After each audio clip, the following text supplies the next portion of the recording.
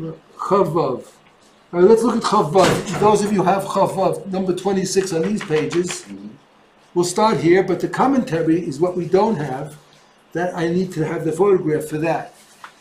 So we'll start in Chavav again. Right, so we're dealing with the Kavanas of Tefillah, right?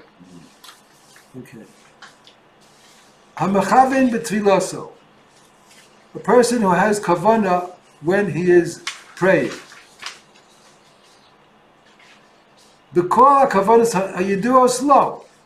He has all the kavanas that he has. You know, some people, and it's a very advisable thing. I'll just give you a little pointer, a tip. Everyone should have their own personal siddur. Not to use the shul sidders. Why?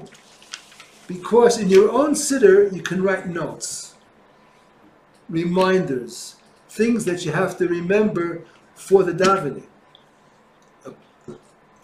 An explanation, a perush of some kind. In your own siddur you can write notes on the side. But in the shul siddur you're not allowed to write in the shul siddur because it doesn't belong to you. How can you write in somebody else's book? Mm-hmm. So it's kedai, everyone should buy a siddur, and this is their siddur, your siddur, and maybe even bring it to class here when we have the shiur on tefillah, so you can write notes in, and then when you actually do daven, you remind yourself, if you look at what you wrote, now I can have this kavanah. You remember it. But if you don't have it written down, you just use a straight siddur, you won't have it. So anyway, so he says, "Hamachaven b'tfilah so b'kol ha'kavanas hayiduos lo." A person who has kavanah with all those things that he knows, eino machaven rak oisad hayiduos lo. So the maximum you can have kavanah is what you know. But you know, you can't have more than you don't know. Aval kisha omer hateva b'his kashrus gadol. But if you say the word with tremendous, I would say, attachment, you really put yourself into it. With all your heart. Nichlal b'kol hateva, kol hakavanos me'atzman u'me'alehen.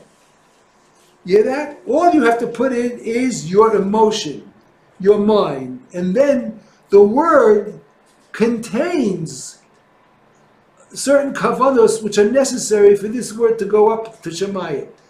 Who chose these words? Anshe Knesset HaGedola. They were Nevi'im, Tanoim, with Ruach HaKodesh, and they formulated these words. This is what will do what has to be done in Shemayim. This will make the Tikkun Olam. These words will do it. All you have to do is give it a push. How do you give it a push? By putting yourself into the word. Bo el Teva. Remember, we have this exercise. Close your eyes. You think of the word, as an example, Baruch. You think of the bays, you're putting yourself into the bays. Right, Reish. Think of a Reish, expand the Reish. Think of yourself going into the Reish, then into the Vav, and into the final Chaf. That's putting yourself into the word. That's all you have to do. You do that, then the word goes up by itself and accomplishes what it has to accomplish. Shekol ois v'ois hu olam shalem. Every ois over there is an entire world. In every letter, there's a tremendous amount of kedusha and energy. Just to give you an example of what that means, every letter has a tremendous amount of energy. Listen to this.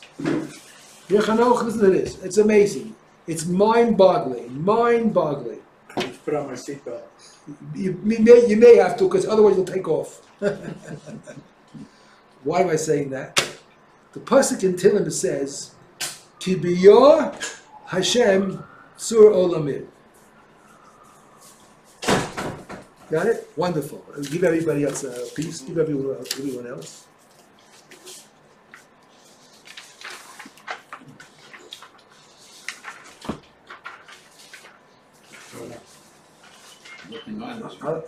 I'll call you later.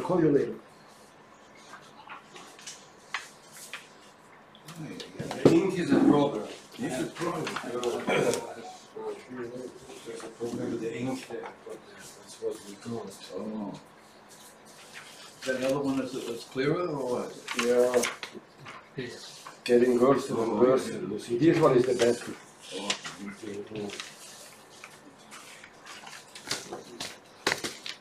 I need another one for. Rabbi. What do you want?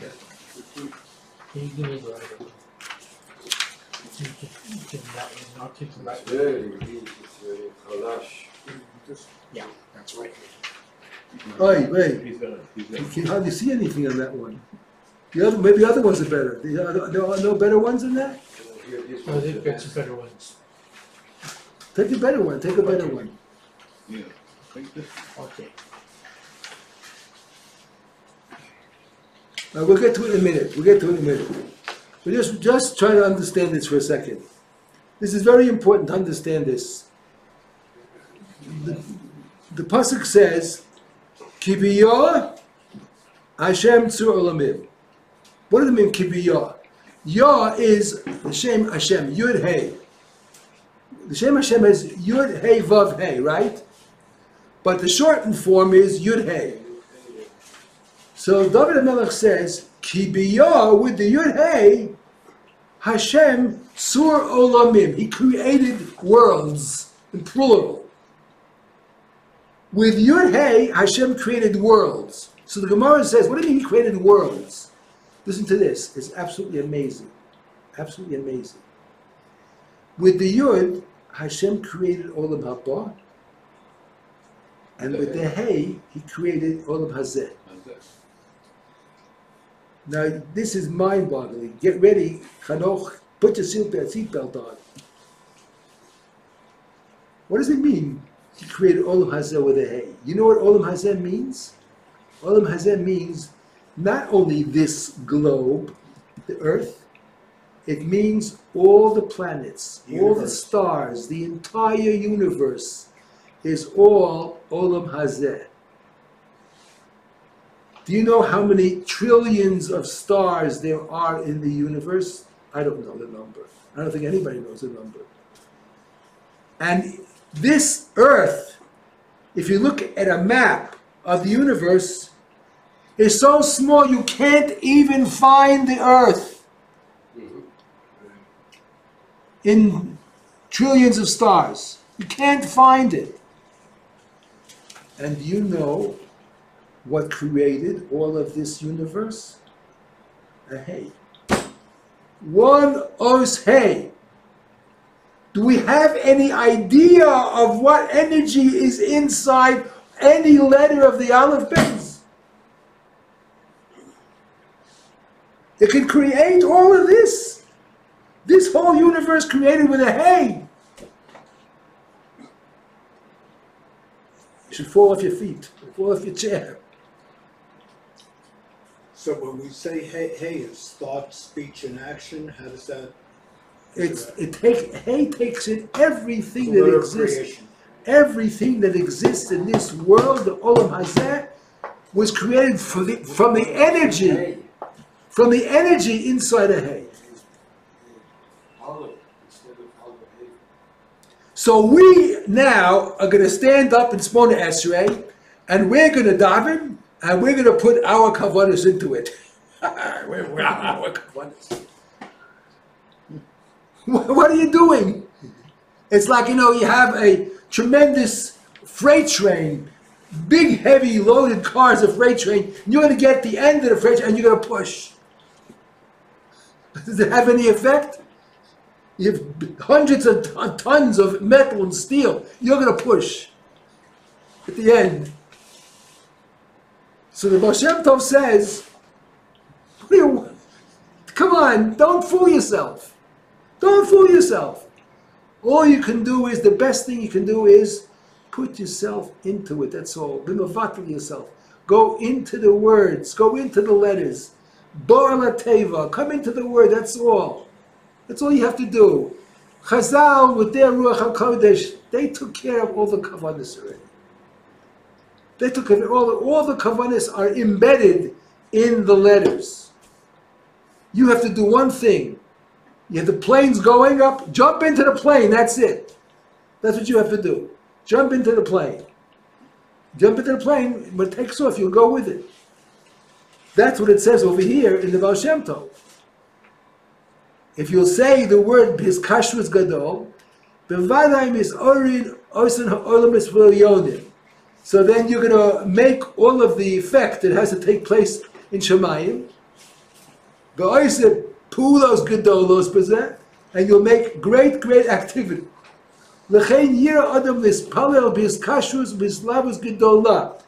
Therefore, put yourself into it totally.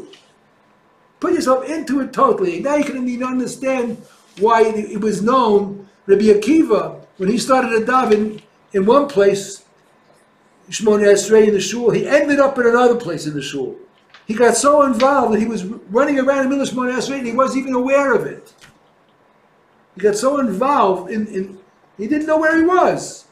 Didn't know where he was. They said the Baditchev also, when he davened, like, he was like in another world altogether. Didn't have any connection with the world at all. And that kind of attachment to the words, that's what makes the tikkun. That makes the tikkun. That's what accomplishes what it's supposed to. We have to remember another important thing. We're so egoistic. We're so egoistic. We're always thinking about what I need, what is lacking, what I need. I don't have this, I need that. All kinds of kavanas about ourselves. We have to remember that essentially tefillah were made as a substitute for the kavanos. That's what tefillahs are, a substitute for the kavanos. Now, you brought a korban, the korban oilo was brought twice a day, right? The korban tamid, b'boker or b'erev. That's why we have shachris and mincha, connected the korban tamid. The tefillah is supposed to be a substitute for that.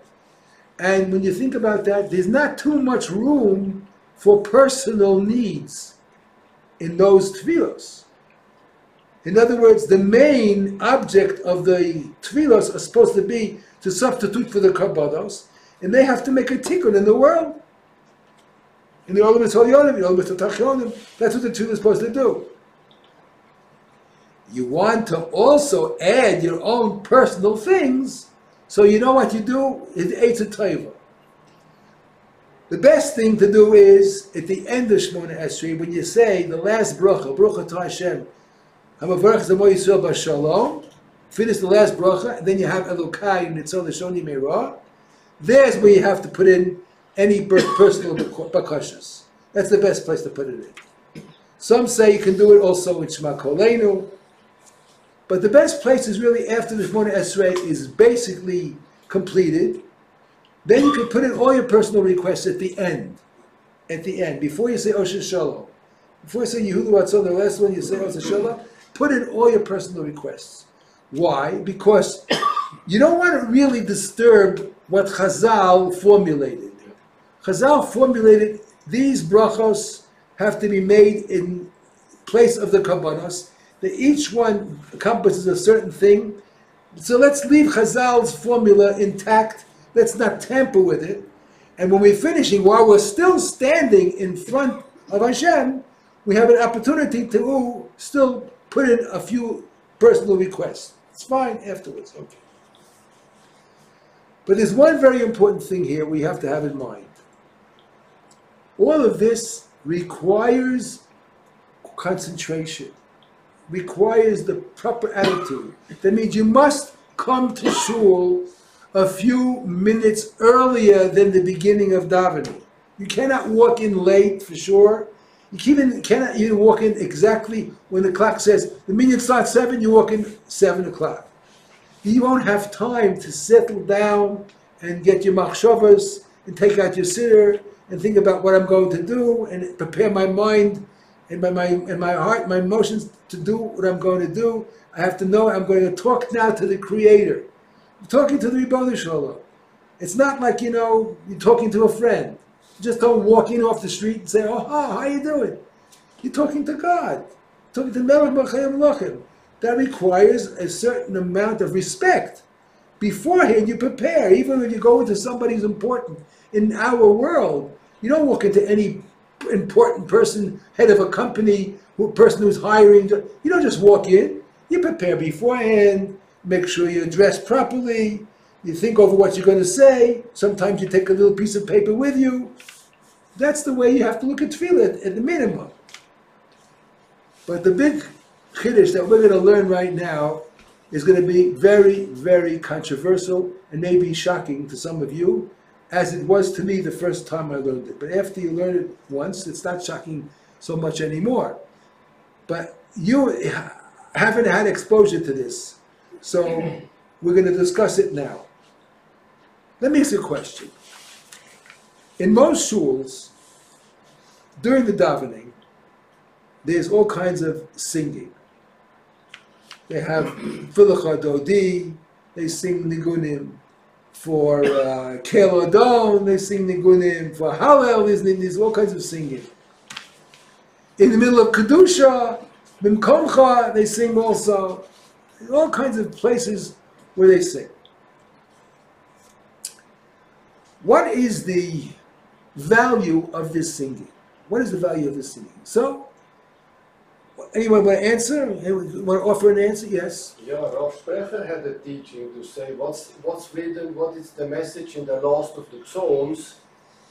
It speaks about all the instruments and singing, so he had a teaching to say that's a very high level of the Madriga. That's the last of the Psalm, that you just make music and singing to Hashem. Okay. That's his words. Okay. To put you in a trance. Okay. I think it gets the body more involved. Okay, so I'll go along with you, and I'll say the following. In the Beis HaMikdash, they also had music. Yep. The Leviim were singing and playing instruments during the Kabbanos, during the Tefillas. The Leviim also. Okay. So there's certainly support for this inyan of music and singing during davening. Now, there was a man who lives here in Shaarei Chesed. He's a professor in Hebrew University. He's a religious Jew. I think he's connected to Chabad also. I think so. That doesn't make a difference. And he has two PhDs. One PhD he has in physics, I think physics or mathematics. The other one he has on music. He did a doctoral thesis on music. So he has 2 doctorates. I asked him, on what did you get your doctoral thesis on music? So he said, I wrote my doctoral thesis on the music of the Levium. He happened to be a Levi. So he was interested in what kind of music the Levium played. Well, first of all, in order to know what they played, you would have to have documents. It's way back, it's a couple thousand years ago. Do you have any documents of the notes of their music? I'm sure they didn't record the notes of their music. They didn't write it down. Excuse me, in Naftali, there's a small Beit Knesset there, and they all the members of Levium. Yeah. And they have documentation of all the singing that was done in the... Documentation? I mean, they had... Well, they claim they had. Oh, they claim. They think they have all the music. All right. Well, this fellow, he was not just some fellow in a shul claiming. He did a doctoral thesis. And he is reviewed by professors to see if what he's writing is accurate or not accurate. He couldn't find any original documents. And he did a lot of research. And I spoke to Rabbi Naftali Hershtig, who used to be the chazan here in Beit Knesset Gadol. I know Naftali, yeah. So he has a school of chazanus Okay. in Tel Aviv. I asked him, are there any original documents of it? He says, there is nothing. As far as he knows, there is nothing. And this professor couldn't find any original documents either. So how did you know, how did you write any doctoral thesis on their music? So he says, what I did was, I looked at all the other religions of the times, the Gregorian chants of the Catholic Church. And since we assume that everyone is more or less influenced by the areas that they live in, so we can gather an idea of what the Levium was singing in the Beis HaMikdash also, the style of music. Now this is very, very interesting. Very interesting. So I said to him, what were your conclusions? So he says to me, if I'll tell you what kind of music they had, you won't enjoy it. I says, why not? He says, it's very, very boring and monotonous. Yeah? The singing of the Levium was not the chfreilich and nigunim that we have. It wasn't even the harmonious nigunim that we have. Why not? What's wrong with that? It makes the davening nicer. He says, you know, the Levium, the nigunim of the Levium were very monotonous. There was no harmony, one tone. There may be other occasions when they played Sukkos, Simchas Beis HaSha'eva, they played a lot of instruments. It was very, very freilich, yes.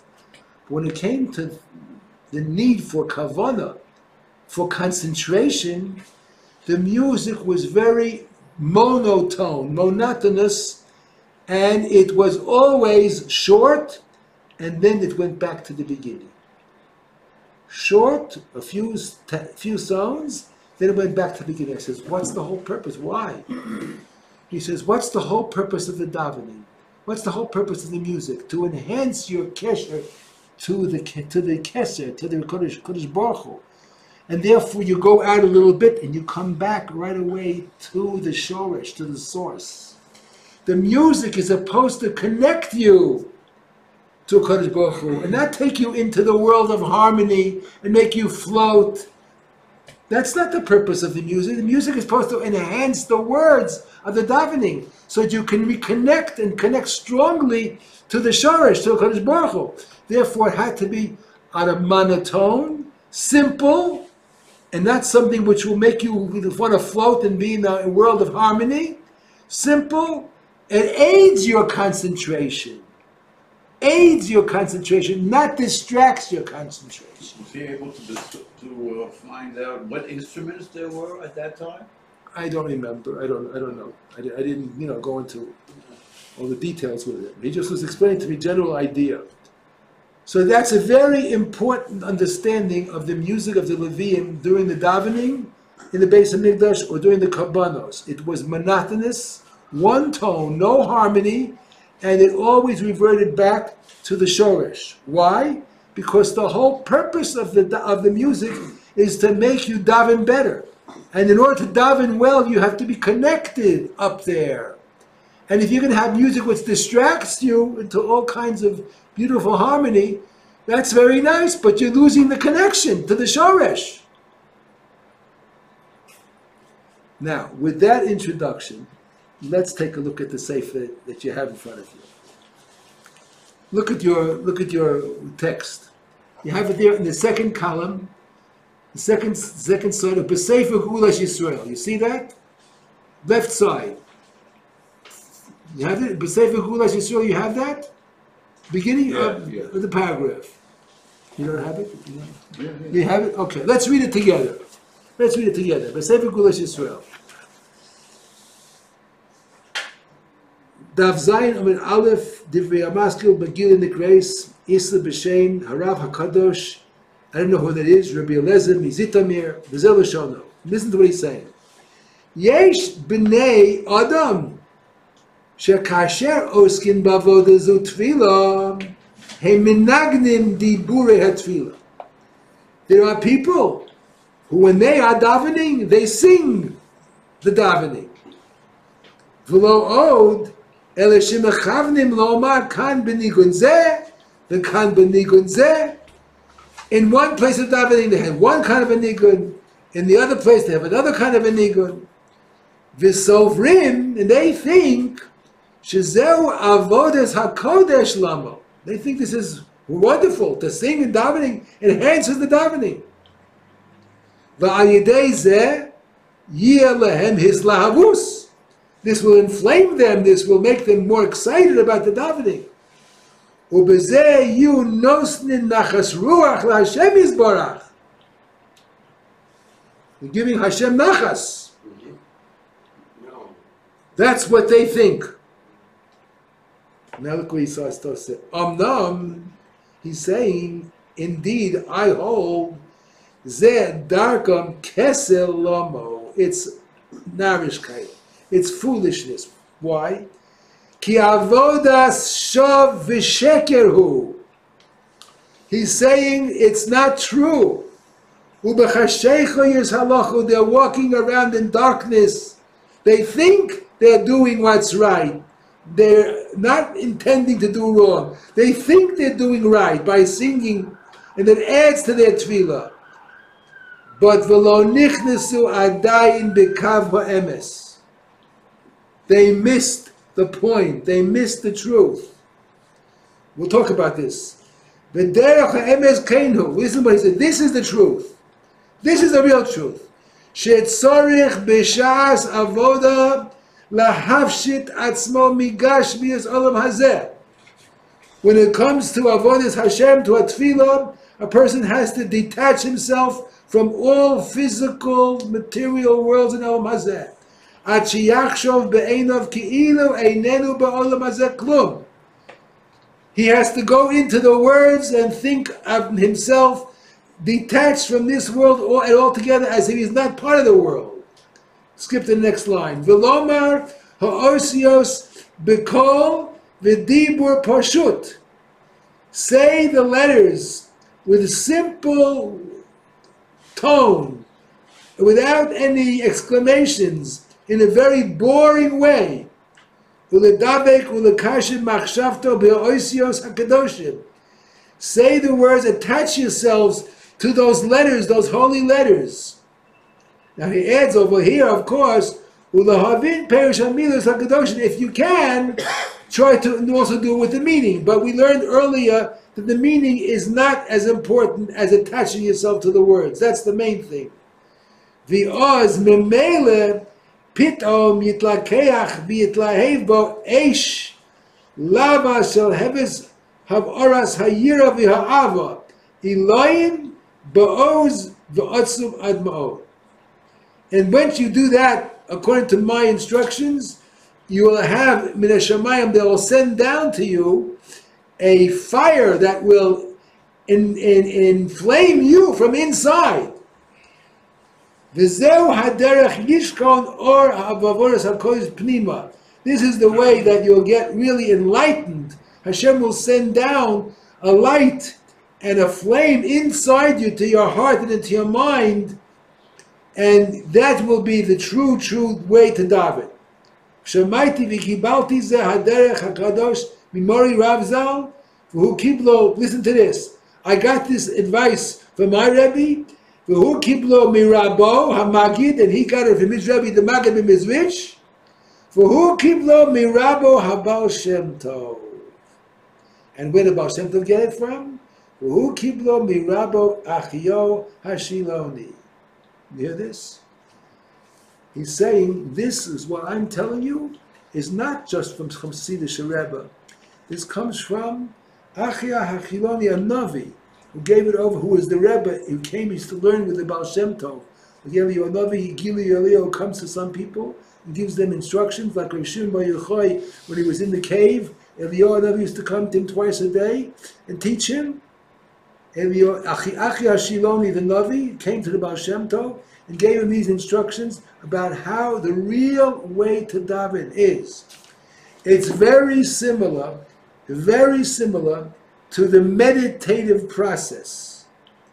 Very similar to meditation, where you say a mantra over and over again.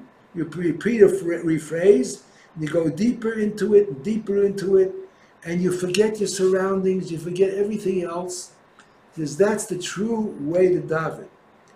And you say the word simply, no singing, no music. All those things will only distract you from going into the depth, from going into the letters, or going into the words, and connecting to the Shekhinah, which is inside the letters. You need deep concentration to do that. When is this written? When was this written? Well, I don't know the actual year, but this is, from the Achronim in the last couple of 100 years. Now, this is a tremendously, tremendously important piece of truth. If you want to do meditation, and they do today meditation, yoga meditation, and Jewish yoga meditation, all kinds of things, you can't have all kinds of harmonious singing when that happens. It distracts you. Well, I don't know. There was a famous rabbi who was davening, singing all the time, and he brought millions of Jews back. I'm not arguing with Shlomo Karlbach. I'm not arguing with Shlomo Karlbach. I'm not arguing with Shlomo Karlbach. There's a lot of room for his derech. A lot of room for his derech. Music is something which brings people together. People are happy with the music. It makes it emotional. But you have to realize there are different levels, that it's not the emistic davening of the Baal Shem Tov that's bringing them in, making them feel some kind of a kesher. The music is enjoyable. I love music. I love music. I was a big Baal Tefillah when I was younger. I was a big Baal Tefillah. I used to sing a lot of nigunim. I didn't know the Baal Shem Tov at that time. Yeah. So this is a translation of Baal Shem Tov and Davening. This is, his Talmidim. So tell me if this, to explain. So the whole point of prayer is to unite the din, which you need to explain for me, or sweeten the din of Malchut by connecting it with Bina. You're going into already, particulars. I'm not talking about the particulars now. We're not talking about what you accomplish and what you do. That's what you're talking about. We're talking about the actual connection to that world. You want to connect and be really in it, then you have to have full concentration. You can't have distractions. And music is so distracting because it draws you. Music is something which is very, very deep. It goes into the neshama. I'll tell you something that's amazing, The Vilna Gaon was a genius. As a genius. He know Kula Torah Kula.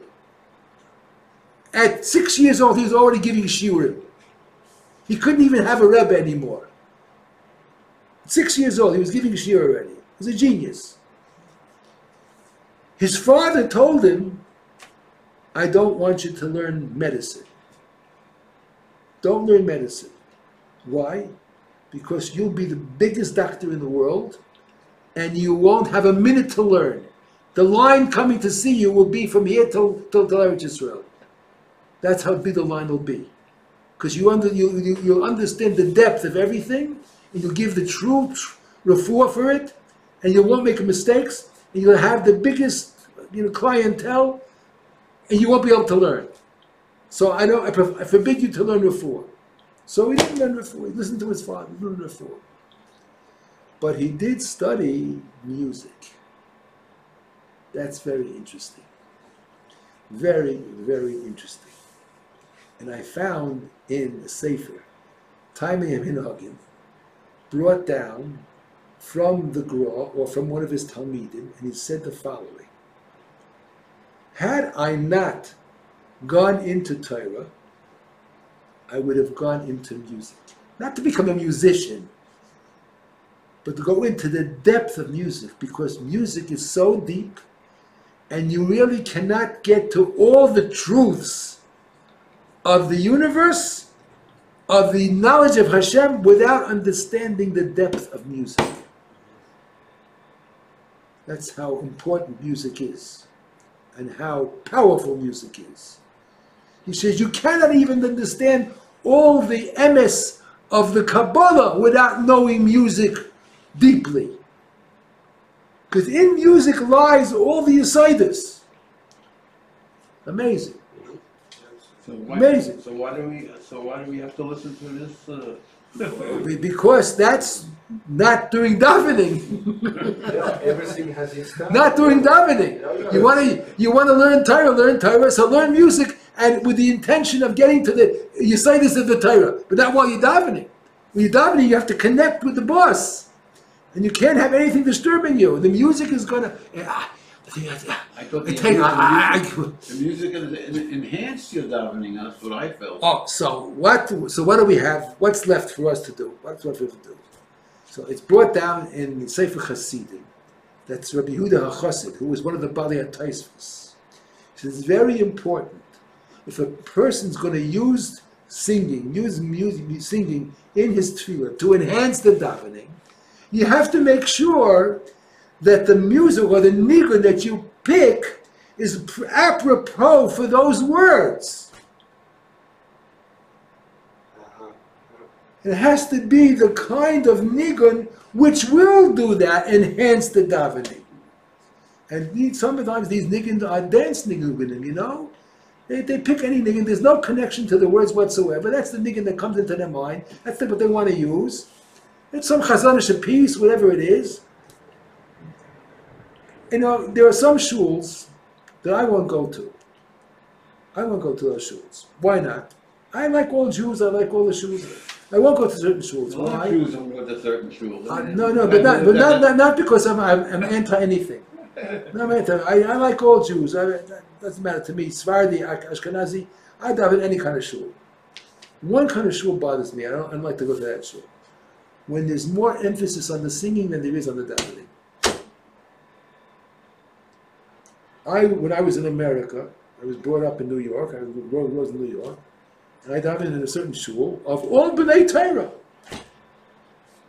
All b'nai Torah. Some of them were working, some of them were still learning, but they're all b'nai Torah, all b'nai yeshiva, all b'nai yeshiva. And I became by them one of the sought balei tefillas. So they used to always reserve me. You're going to be here in 2 weeks. We want you to daven for 2 weeks for this davening. Okay, so I davened. At that time, I didn't know about Shem Tov, And I knew a lot of nigunim, and I don't have a great voice, but okay, good enough. And I saw in this place, all of a sudden, the whole theme by them was the nigunim. Who thought about the davening, about the kavanas of davening? The whole thing was the nigunim. They put all their emphasis on the balei tefillah who know how to sing. They had nice voices, but they used to come late. And it doesn't matter when you come, as long as you're on time for the nigunim. I left that minyan. That this is not what the tefillah is all about. And then I went to my yeshiva where there was no singing at all. I came from a Litvish yeshiva where they didn't allow any singing at all, not for keladon, for nothing, for the chododi, no singing whatsoever. It was so dry, I wasn't used to it. I went over to the Rosh Yeshiva, and I said to him, how come they don't sing the chododi? I never heard such a thing. Yeshua was no chododi singing. He said, don't ask me, ask about tefillah. He just pushed me off. Because he told about tefillah, no singing. But isn't the crux of the tefillah Shemona Esrei?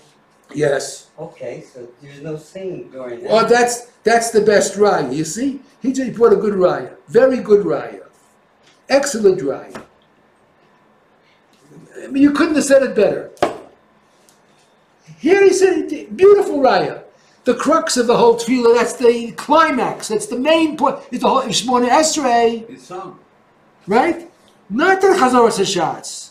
The quiet Shemona Esrei. You're leading up to that. You have Karbanos, Psukkah de Zimba, Birchas Kriyashma. Finally, and then you're saying that all out loud. Finally, you get to the Shemona Esrei.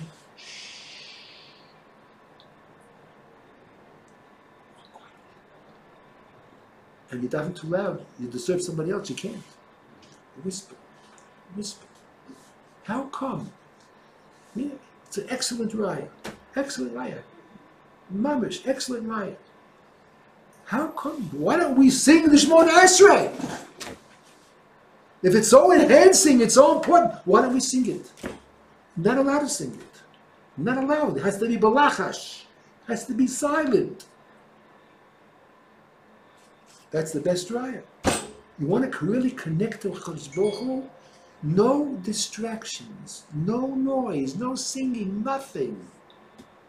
Just connection with your mind, with your heart, and a whisper. If you talk too loud, it can also distract you. Your own voice can distract you. Yeah. Your own voice can distract you. Bigger shekayach. Ralph, I understand your words in a way. When I was young, I liked to read books. My mother gave us a lot of work, but she knew she had to give me time to read books. But I was so in the book, in the story, whatever it is, I even didn't hear the people around me. That's the way. What you say. That's we the should way. be on the level that we make the Amidah in the level that you even don't hear the Kiddusha. Right? And you Exactly. say, I'm so in a story about, I even hear the Kiddusha. It should be that we don't hear nothing. Like me reading a book, I didn't hear my mother call me. That's right. That's what I understand, that there's a time of singing and chanting, whatever, but the Amidah, that we are far away. But to reach that level, wow, that...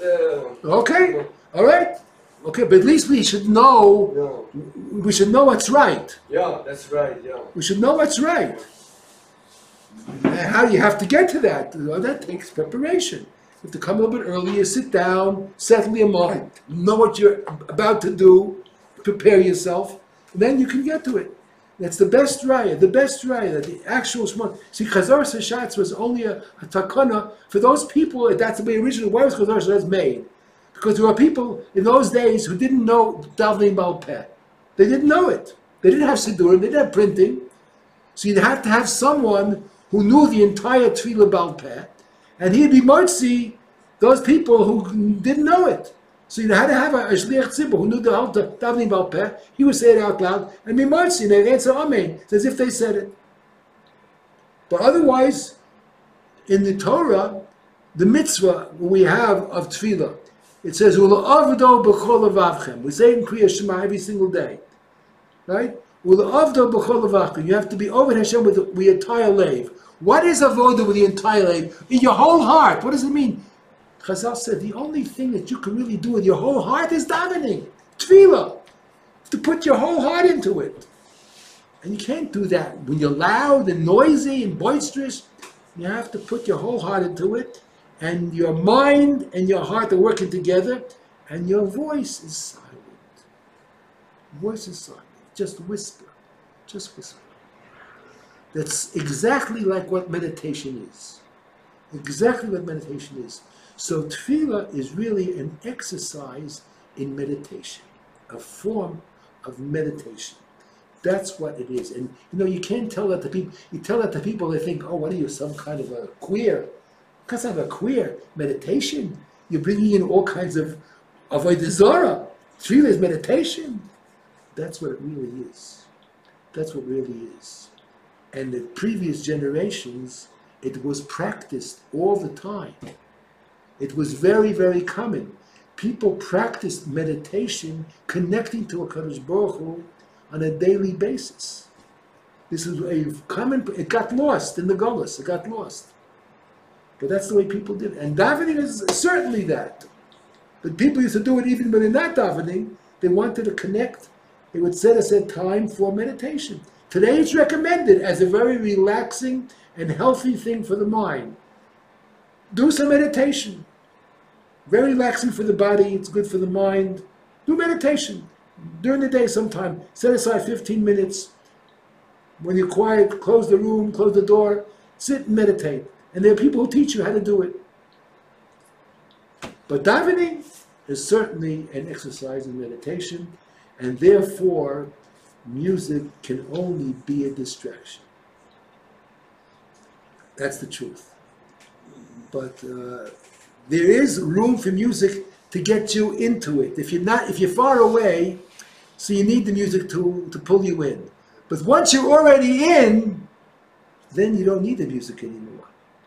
There are two levels, we're coming from the far, so you need the music to pull you in.